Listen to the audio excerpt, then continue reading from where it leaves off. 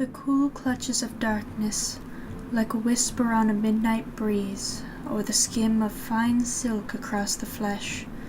The Dark Lord of Exiles had always favored the night. This was the time where he would travel to the surface with his wolves to hunt in the vast forest, prowling through the shadowy woodland, like a dark wave sweeping across a murky shore. Any living thing might, for only a moment, catch a glimpse of glowing canine eyes in the moonlight, or spot the flicker of a grand black cloak fluttering by. But nothing could ever escape soon enough. Teeth, claws, and daggers would blur by, and the wolves would circle to lap up the blood, and the flesh would feed their master. If Devane was not hunting in the forest at night, it would mean that he was resting.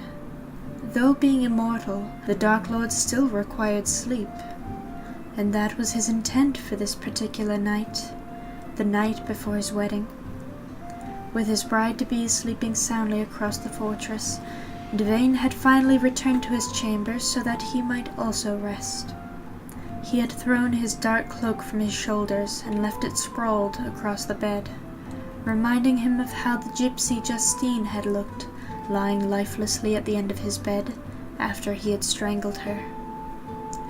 Shaking his head and rubbing his eyes to force away the image, shaking his head and rubbing his eyes to force the image away, sending them thudding noisily against the far wall. Both hands rose to his sleek black hair as he combed back the strands between his fingers. Exhaling a deep sigh, he fell back roughly onto the massive bed, and the smooth red sheets felt cool against his skin. He felt the weariness from the day creeping slowly over him, and the silence lulled him into a state somewhere between consciousness and sleep.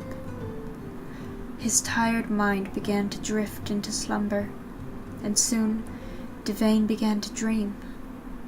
He saw himself, as if from another person's perspective, watching over him as he slept in his bed. For a long time he watched himself sleep. He saw the low, steady rising and falling of his chest as he breathed. He saw the occasional tilt of his head as his face burrowed into the cold silk blankets. And then he watched as, from the corner of the dimly lit room, a figure appeared in the shadows. At first he had not noticed it, but it slowly drew closer. It was menacing, tall and strong, and in the hands, clutched in determination, he saw the gleam of silver. In disbelief, he watched as a man drew closer to his sleeping body, the silver battle-axe carried in the man's hands. How could this be? Devane wondered. He had destroyed the weapon. This has to be a dream. There's nothing else that could explain what I am seeing. But even after realizing that he was in fact dreaming, Devane still could not force himself to wake. He watched as the figure, bathed in shadows and looming over his sleeping body, raised the battle-axe above his head. A blur of silver followed as the axe swung down onto his sleeping form, and a jolt of terror caused Devane to spring up in his bed. He trembled violently, and sweat dripped from his forehead and down his neck as he gazed about wildly, looking for the attacker. But there was none. Devane had known that all along he had been dreaming, but still fear gripped him in the deepest recesses of his mind. Some unnamed fear, like one has when they can feel a presence behind them. But there was no one there. No one in the darkness, no one carrying a silver battle-axe to deliver his destruction. He steadied his breaths, and he eyed the silver crown resting on the top of his wooden desk in the corner. The axe was gone now, melted down. It could not hurt him. And yet he could not rid himself of the feeling of panic and danger. Then he remembered something. He remembered what he had told young Atticus, that when he had taken over Marcus's body by burning him with the Seal of Exiles, their minds were bound together by his power. He remembered being able to hear Marcus's thoughts as he taunted the boy about Rachel, and how he had jokingly mentioned that the young King of Ghent could also see his thoughts. The Dark Lord swore aloud, and he felt his rage boiling within him as he shouted, "So this is your revenge against me, child? To plague my sleep with nightmares? Are you trying to frighten me? To startle me awake with bad dreams? Pathetic!" Devane shouted out into the darkness, knowing that he needed to only think them for Marcus to hear him, but shouting them released some of the anger and embarrassment from falling for the boy's tricks.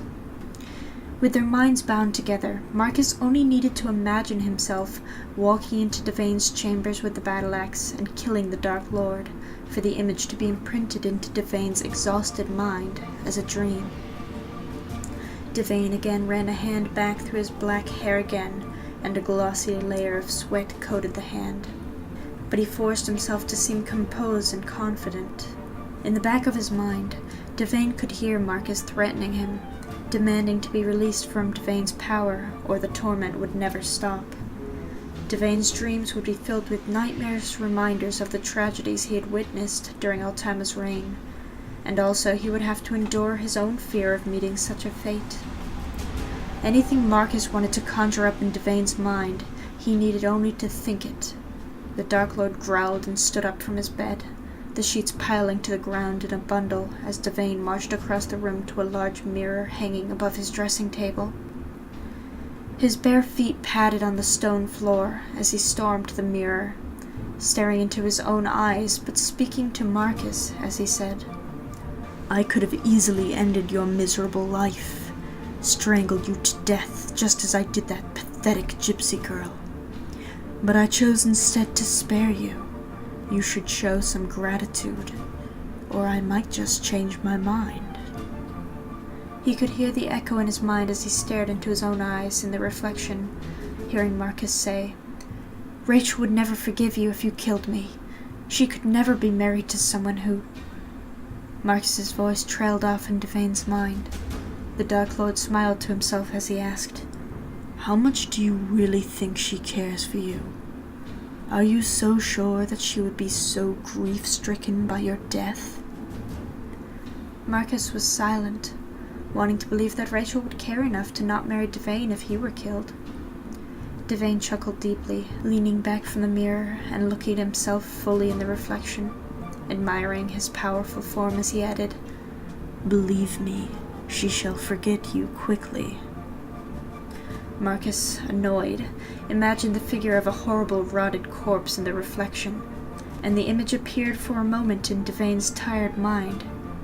The Dark Lord stumbled back in a frantic attempt to escape the image he had seen in the reflection.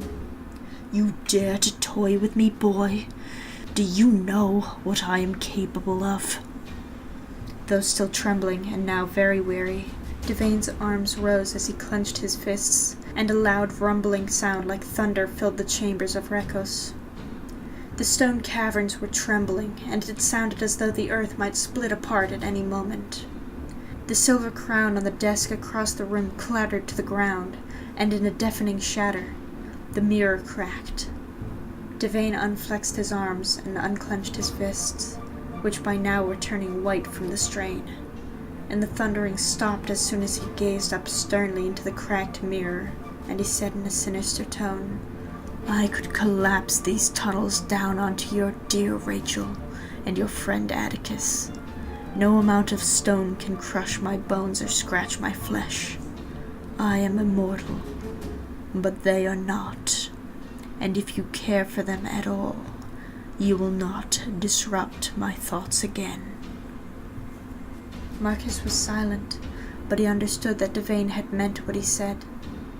But Devane's power over the Dark Realm would be unstable and weakened under strain, and with anger, frustration, and a lingering fear in the back of his mind, Devane got very little sleep that night.